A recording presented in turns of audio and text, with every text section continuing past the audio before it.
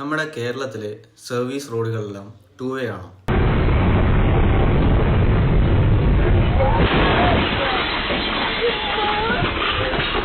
അപ്പോൾ ഈ ഒരു അപകടം നിങ്ങളെല്ലാവരും കണ്ടു എന്ന് വിചാരിക്കുന്നു.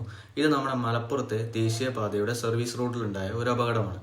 തീർച്ചയായും ഈ ഒരു അപകടത്തിന് കാരണം സർവീസ് റോഡിലൂടെ അമിത വേഗത്തിൽ വന്ന ബസ് തന്നെയാണ്. പക്ഷേ എന്നാൽ പോലും നിങ്ങൾ മനസ്സിലാക്കി വെക്കേണ്ട ഒരു കാര്യം എന്താണെന്ന് വെച്ചാൽ, മലപ്പുറത്തെ എല്ലാ സർവീസ് റോഡുകളും വൺ വേ ആണ്.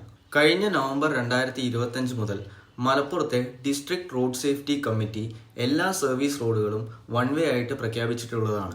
ഈ ഒരു വൺ വേ സിസ്റ്റം പ്രധാനമായും കൊണ്ടുവരാൻ കാരണം ആ ഒരു ഏരിയയിൽ നടക്കുന്ന ആക്സിഡൻസും അതേപോലെ തന്നെ സ്ഥിരമായി ഉണ്ടാകുന്ന ട്രാഫിക് ജാംസുമാണ്. അപ്പോൾ നിങ്ങൾ എന്നോട് ചോദിക്കും, ഇത് മലപ്പുറം ഡിസ്ട്രിക്റ്റിൽ മാത്രമാണോ?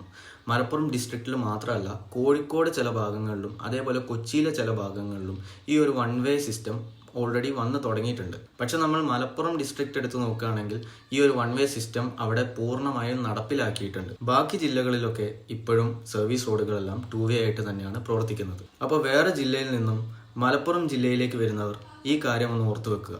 അതേപോലെ തന്നെ ഈ ഒരു കാര്യം അറിയാത്ത നിങ്ങളുടെ ഫ്രണ്ട്സിന് ഈ വീഡിയോ ഒന്ന് ഷെയർ ചെയ്ത് കൊടുക്കുക.